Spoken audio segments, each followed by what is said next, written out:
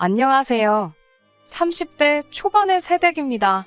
결혼한 지는 이제 1년 꽉 채우고 2년 차에 들어갔고요. 집에서 살림하면서 소일거리 받아서 프리랜서식으로 재택근무를 하고 있어요.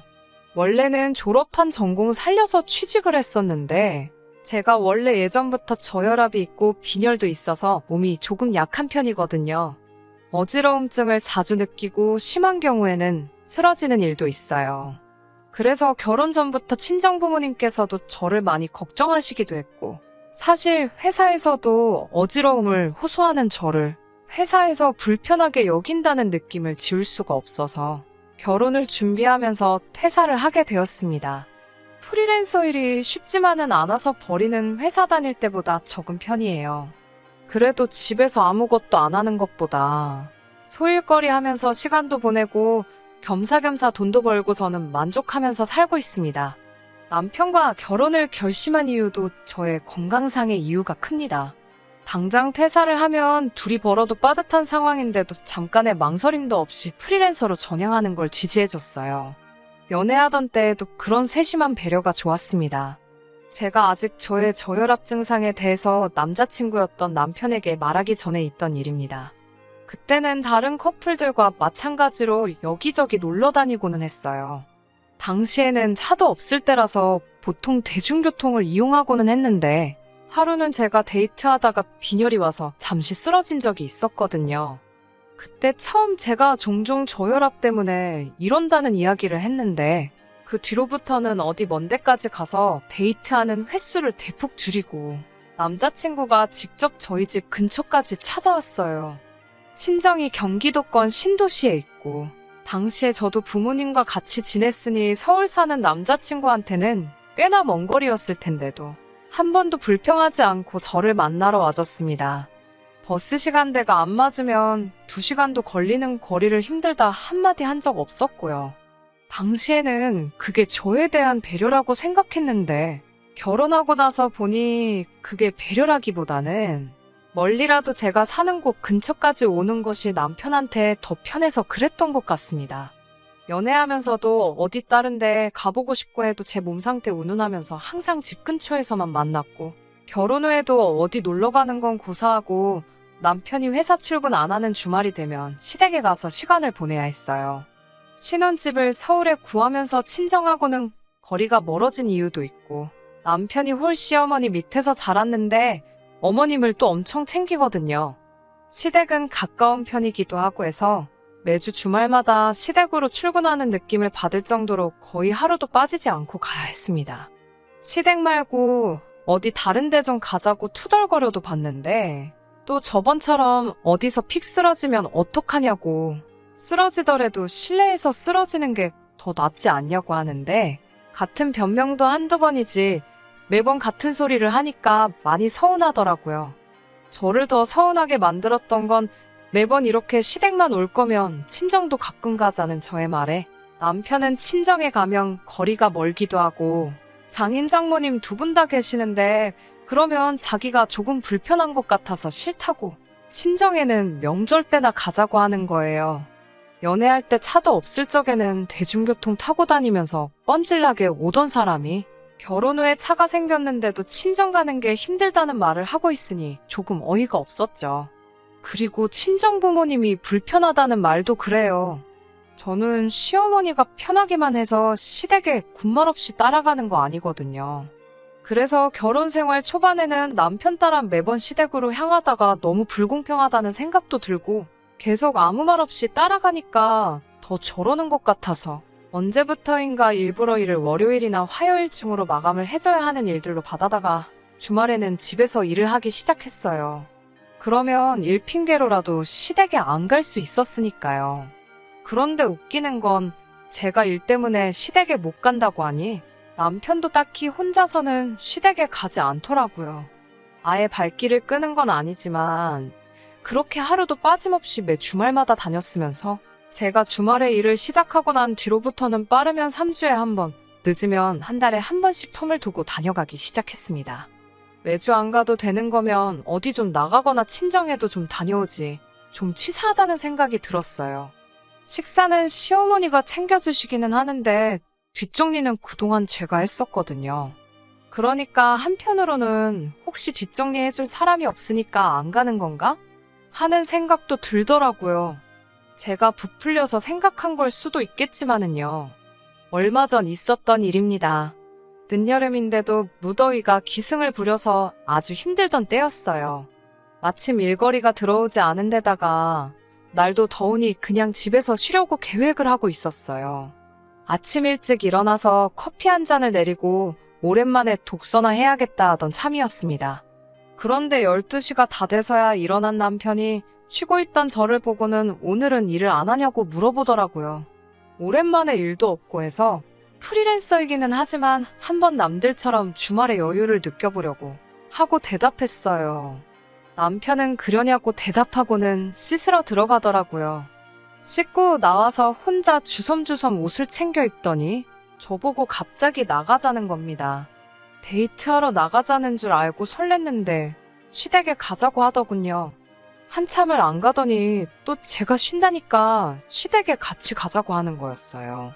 엄청 서운하기는 했지만 그동안 저도 고의적으로 안 간 게 있으니 오랜만에 얼굴이나 비춰야겠다는 생각으로 따라갔습니다.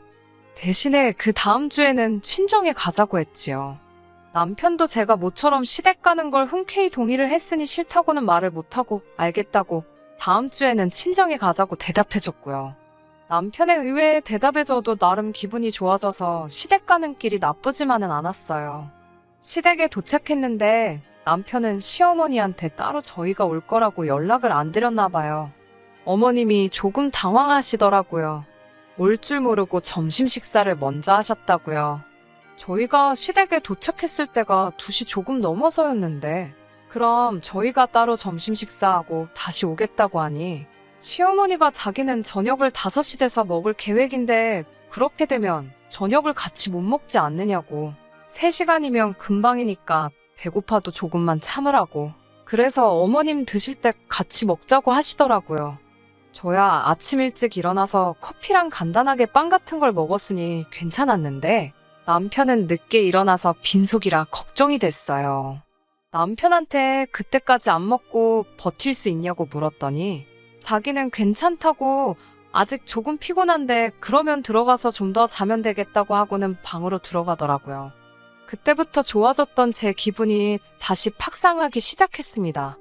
아니, 시댁에까지 와서 잘 거면 그냥 시댁 안 오고 집에서 더 잤으면 되는 거 아닌가? 괜히 잘 쉬고 있는 사람 데려다가 벌 주는 것도 아니고 남편이 잠들어 있으면 저는 시어머니하고 같이 단둘이서 시간을 보내야 하는 거잖아요.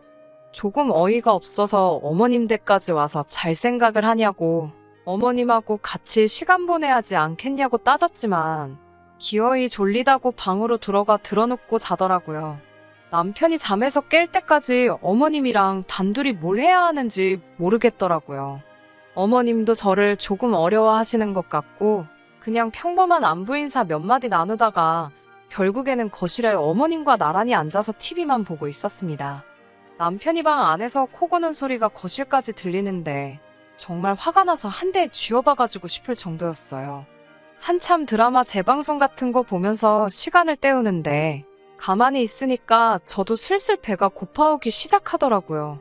시간이 어머님이 식사하신다던 시간이 다 되어가서 남편 깨워오겠다고 말씀드렸는데 애가 얼마나 피곤하면 엄마 집까지 와서 자겠냐고 좀 더 자게 두라고 하시는 겁니다. 저혈압 때문에 오랫동안 공복 상태로 있으면 안 되는데 몸 약하다고 유세 부리는 것도 아니니 말도 할 수 없었고 그냥 남편이 스스로 일어나기를 기다릴 수밖에 없었어요. 남편은 6시가 다 돼서야 일어났습니다. 어이가 없는 건 여태 자다가 방문 열고 기어 나와서는 자기는 친구 좀 만나러 나갔다 오겠다는 거예요. 남편이 살던 동네라서 아직 장가 안 간 동네 친구가 살고 있었거든요. 여태까지 배고르며 기다린 와이프랑 어머니는 신경도 안 쓰고 지 친구 보러 나가겠다는데 어이가 없어서 한마디 했어요.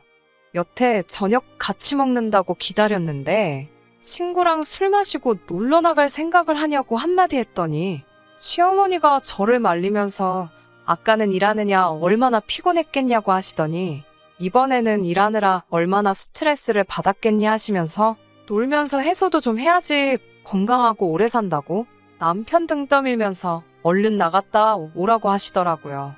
평소 같았으면 아들 먹인다고 이것저것 음식 해주셨을 텐데 아들은 밖에 나갔고 이러다 며느리한테 밥 해주게 생겼으니 날 더워서 집에서 음식하기도 귀찮은데 우리는 간단하게 배달시켜 먹자고 하시면서 저한테 중국집 메뉴판을 건네주시더라고요.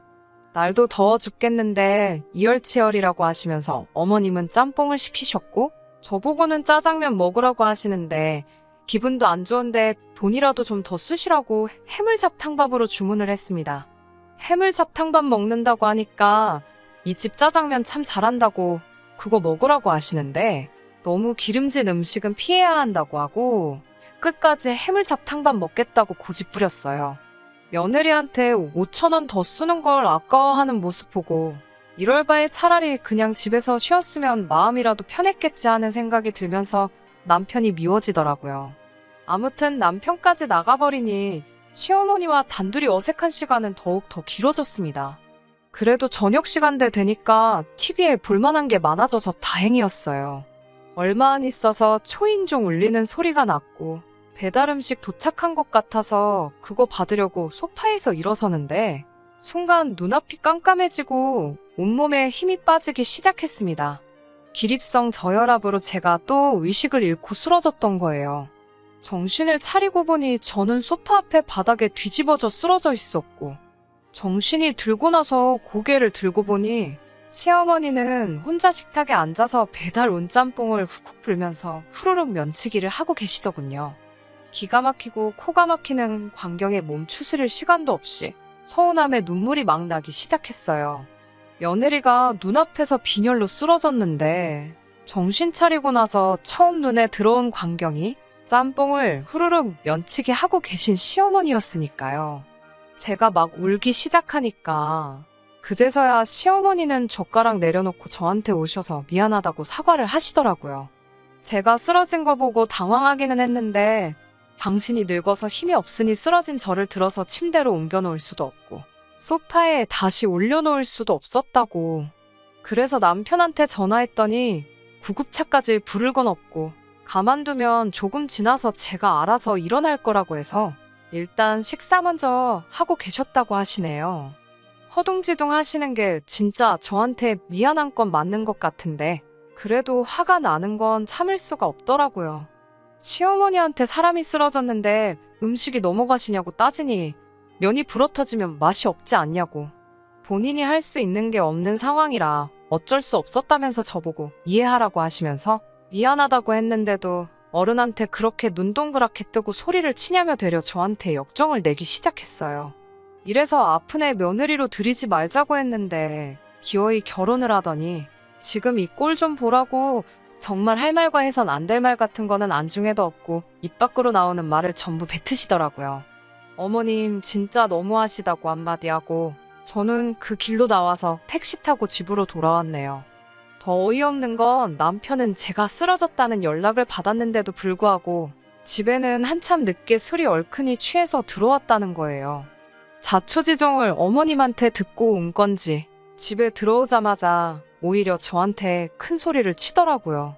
아무리 종종 있는 상황이라지만 제가 쓰러져 있는 동안 무슨 일이 있을지도 모르는데 제 걱정은 하나도 하지 않고 오히려 그냥 택시 타고 집으로 돌아온 자기 상황부터 저에게 화를 내더라고요. 그렇게 말도 없이 혼자 집으로 들어가면 어떡하냐고.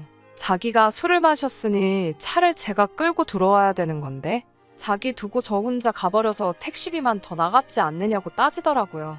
아내가 쓰러졌는데 괜찮냐고 물어보는 게 먼저 아니냐고 했더니 엄마가 같이 있었는데 무슨 일이 있었겠냐고 엄살 좀 그만 부리라고 오히려 저한테 화를 냈어요.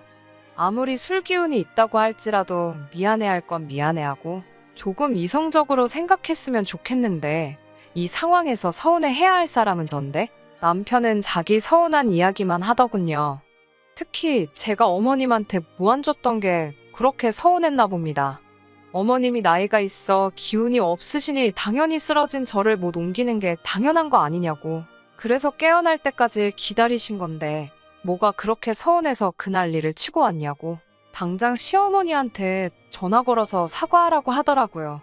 그래서 저도 남편한테 시어머니가 나를 안 옮겨줘서 이러는 건 줄 아냐고. 아무리 내가 종종 쓰러진다고 해도 눈앞에서 사람이 쓰러졌는데, 다른 사람도 아니고 한 가족인 며느리가 쓰러졌는데 거기서 짬뽕이 입에 들어가냐고 저도 바락바락 소리 지르면서 싸웠어요.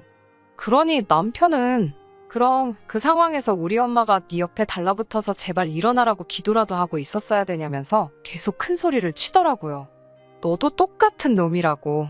어머님한테 아내가 쓰러졌다는 연락을 받고도 친구랑 마시던 술이 목구멍으로 넘어가더냐고. 아주 두 모자가 똑같은 사람들이라고 쏘아붙였어요.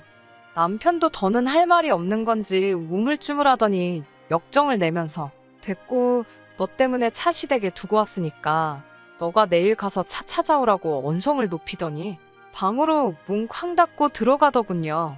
한 침대에서 잠들기는 싫어서 저는 그날 소파에서 잤습니다. 잠도 제대로 못 잤어요. 하도 열이 받아서 자다가도 눈이 번쩍번쩍 뜨이더라고요. 아침에 일어나니 술이 깨서 그런가. 남편도 자기가 실수한 걸 알았는지 축벽거리면서 저한테 먼저 말을 붙여보려 노력하더라고요. 저는 대꾸도 안 하고 눈도 안 마주쳤어요. 전날 새벽에는 저보고 시댁에 두고 온 차 가져오라고 그렇게 소리를 치더니 점심때쯤에 기어이 지가 나가서 차를 가져오더군요. 요즘도 남편은 제 눈치만 보면서 있어요. 아직 냉전 중인 상황입니다. 하루는 풀어야겠다 생각이 들면서도 한편으로는 짬뽕면이 후루룩 시어머니 입으로 넘어가는 장면이 생각나서 도무지 용서가 안 되네요. 시어머니한테도 아무 일 없었다는 듯이 연락이 오고 지금은 오히려 제가 억지 부리면서 예민하게 구는 사람처럼 된 것 같아서 신경이 참 쓰이네요. 사과는 받고 싶은데 아무 일도 없던 것처럼 어물쩍 넘어가려는 두 사람을 이해해줘야 하는 건지 잘 모르겠어요. 그냥 이때쯤 저도 화 풀고 아무 일도 없던 척 해야 하는 걸까요? 안녕하세요.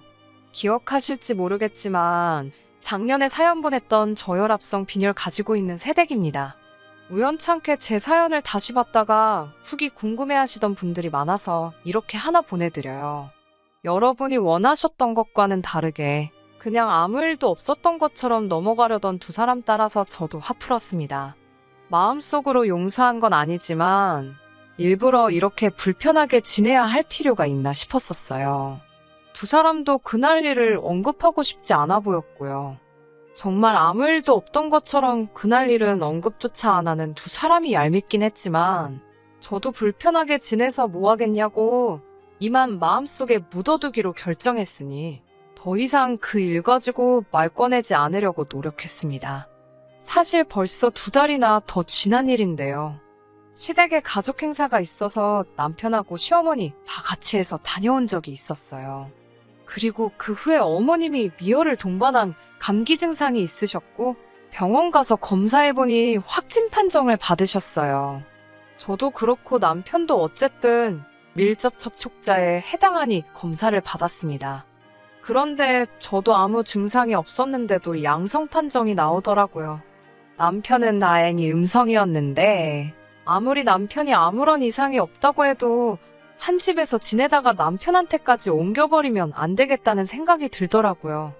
저는 무증상이었기 때문에 따로 고생한 건 없지만 그렇다고 괜히 남편하고 한 집에서 지내다가 남편 혹은 남편 회사 사람들한테 옮기게 되지 않을까 하는 생각에 고민을 했어요. 제가 양성이니 친정에 가 있을 수도 없는 노릇이고 반대로 남편을 친정에 보낼 수도 없던 상황이었으니까요. 그렇다고 남편을 시댁에 보내자니 시어머니도 환자시고 어떻게 방법이 없더라고요. 그래서 제가 짐 싸들고 시댁에서 격리를 하기로 결정했습니다.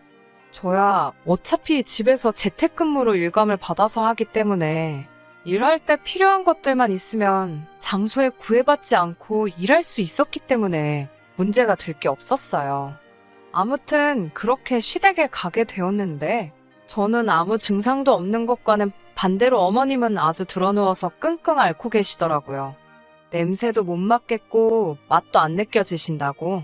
거기에 몸살 감기 기운은 물론 열까지 나서 아주 죽을 맛이라고 하더라고요. 저는 콧물 살짝 나오는 거 말고 아무렇지도 않았거든요. 같은 병인데도 증상이 이렇게 다르냐고, 왜 자기만 이렇게 아프냐고 찡찡대고 계시더라고요. 저녁 시간이 돼서 어머님께 식사는 어떻게 하시겠냐고 물었더니 먹어봤자 무슨 맛인지도 모르겠고 기운도 하나도 없다고 안 드신다고 하더라고요. 어머님 댁인데 제가 주방에서 부스럭거리면서 하는 것도 아닌 것 같아서 저도 간단하게 배달 음식 시켜서 때웠고요. 어머님은 방에서 쉬고 계시고 저는 거실에서 일하고 있었는데 저녁 11시쯤 되니까 어머님 방 안에서 나 죽는다고 끙끙 앓는 소리가 들리더라고요. 그 소리에 놀라서 뛰어들어가니 어머님이 열이 엄청 올라서 제정신을 차리지 못하고 계셨어요. 일단 해열제부터 해서 어머님 먹여드리고 옆에서 이마에 젖은 수건 올려드리고 상황을 지켜보고 있었는데 다 잊은 줄 알았는데 문득 어머님이 저 쓰러졌을 때 짬뽕 먹고 있던 그 모습이 다시 생각이 나더라고요. 그때 진짜 오만 가지 생각이 다 났어요. 나도 똑같이 복수해버릴까? 어머님도 나 쓰러졌을 때 아무것도 안 하셨는데 내가 이렇게까지 해야 하나? 어머님 정신 차릴 때까지 기다렸다가 정신 차리시면 나도 그 앞에서 식사를 하고 있어야 되나? 뭐 그런 여러 가지 생각들이 마구마구 스쳐 지나가더라고요. 마음속 깊은 곳에서는 똑같이 복수해주자 싶었는데 막상 또 아파서 정신도 못 차리는 시어머니 보니까 마음이 조금 약해졌나 봐요. 저도 환자지만 증상이 없으니 어머님 곁을 밤새 지키면서 경과를 지켜봤습니다.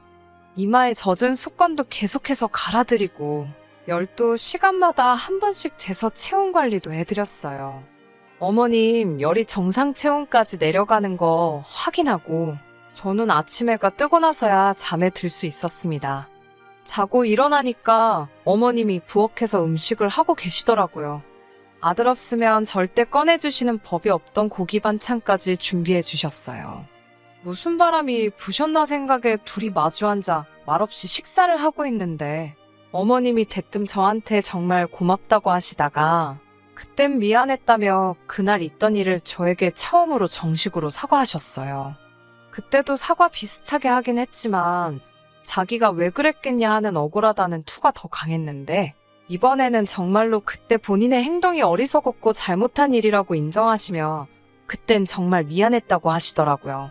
워낙 열이 높아서 정신이 없으신 줄 알았는데 전날 제가 곁에서 밤새도록 자리 지키고 간호한 걸 다 기억하고 계시더라고요. 제 간호가 없었다고 크게 문제가 되진 않았을 거라고 생각하지만 그 정성이 기특하다고 그래서 여태껏 사과 한마디 없이 없던 일처럼 지내던 시어머니 마음을 돌려서 저한테 이렇게 고기 반찬도 내어주시고 사과까지 하게 만든 것이죠. 아무튼 어머님도 하루 크게 앓으시고는 점점 후각도 돌아오고 상태가 많이 호전되었고 그렇게 별탈 없이 격리 생활은 끝이 났어요. 마지막으로 병원에서 음성 판정 받고 나서야 어머님은 또 한 번 저한테 진심으로 고맙다고 말하셨고요. 병원에서 나오는 길에 택시를 잡아서 저는 집으로 돌아가겠다고 인사를 드렸는데 어머님이 같이 집으로 가자고 하시더군요. 그도 그럴 것이 10일 동안 시댁에 머무는 동안 남편한테서 단 한 번도 먼저 연락이 온 적이 없었거든요. 그렇게 어머님하고 집에 도착했는데 집안 꼴이말이 아니더라고요. 청소는 한 번도 안 한 건지 집안이 엉망이었고 설거지는 언제부터 안 한 건지 잔뜩 쌓여있고 그릇이 없으니 그동안은 배달 음식을 시켜 먹은 건지 배달 용기들이 쓰레기통에 가득했습니다. 제가 치우겠다고 했는데 어머님이 도와주셔서 금방 정리할 수 있었어요. 정리가 다 끝날 때쯤 되니까 남편이 퇴근하고 집에 들어오더라고요. 손에는 퇴근길에 편의점에 들렸는지 도시락하고 맥주 몇 캔을 들고 들어오더라고요. 집에 있는 저랑 어머님을 보니 남편이 당황해서는 그제서야 다 나았냐고 걱정했다는 말도 안 되는 소리를 하고 있었어요. 어머님은 그 길로 남편 머리통을 후려갈기시더라고요. 저 같은 아내를 얻은 게 네 평생에 가장 잘한 일이라면서요. 어떻게 자식이라는 놈이 어미가 알아놓은 기간 동안 연락 한 통이 없냐고.